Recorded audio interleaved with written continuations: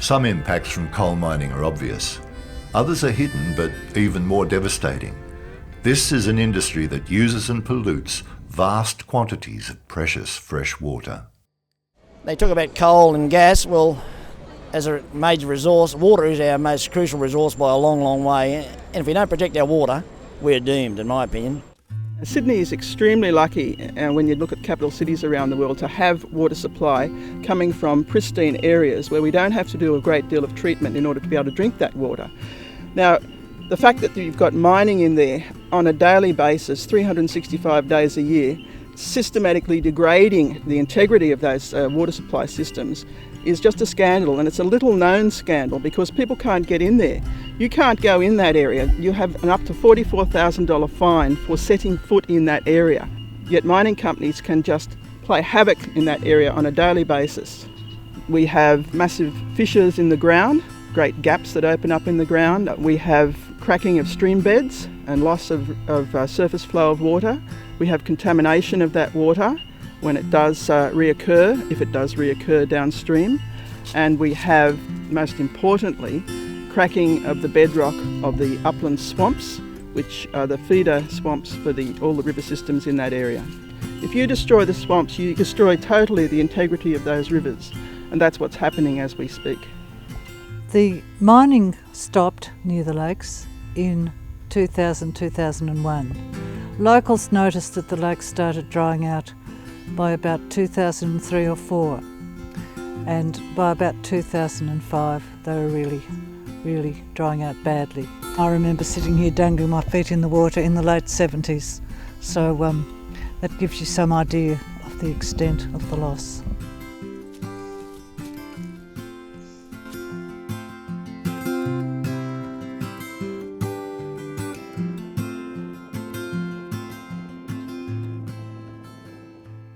The impacts from open cut mining are effectively twofold. One is the change of the surface water regime, and sometimes that does require the diversion of rivers.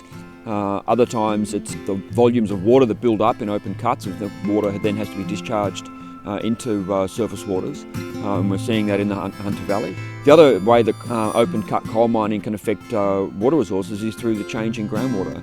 That dam straight ahead has been built by the mine to take their contaminated mine water. Now, years ago, when all this was starting, these mines were allowed to discharge into our creeks all the time. Well, there was a big hullabaloo about this, and we fought with them about this. Every mine now has to build a dam or dams big enough to hold their mine water.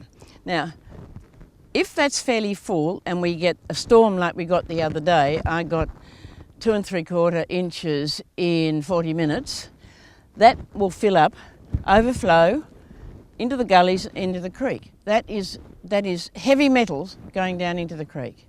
Another major aspect of coal mine pollution risks is what we call acid mine drainage, where the sulphides that are present sometimes in the waste rock or the overburden, sometimes in the coal itself as well, can generate, when that's exposed to the surface, it can generate sulfuric acid, and that leaches out a whole bunch of salts and heavy metals.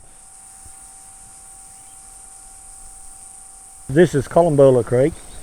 It's our main water supply for our home block. Waters the house and the gardens and all the stock. So it's very important to our operation. 2 years ago when we had all the flooding and heavy rain, they used the excuse that the mine got flooded and they had to pump it out. There was high levels of lead detected in the water, which were up to 500 times the trigger level. We weren't told about the release until we got these water results. We are now on the very top end of the Murray-Darling system, and the river is a living entity. If you destroy the top end of it, if you contaminate it continually and poison the bloody river up here, you're going to destroy it further down. On the northern Darling Downs, there are plans to build a giant dam to wash coal for up to 12 new mines. The Nathan Dam will be twice the size of Sydney Harbour, flooding 72 kilometres of the beautiful Dawson River and destroying wildlife corridors and fertile cropping land. The way we look at it is, in fairly stark terms, is to use the most precious commodity in Australia, which is river water, to wash dirty, stinking coal to send to Japan and China and to ruin an environment. The other thing that of course really worries us is that after the palm tree and the Robinson join together, they then junction with the Dawson in this beautiful big T-junction of riverine corridor and everything there, which funnels all the greater gliders and everything 3 ways. And if the dam is ever built, well, that junction will be flooded and killed. As far as we're concerned, it's environmental vandalism.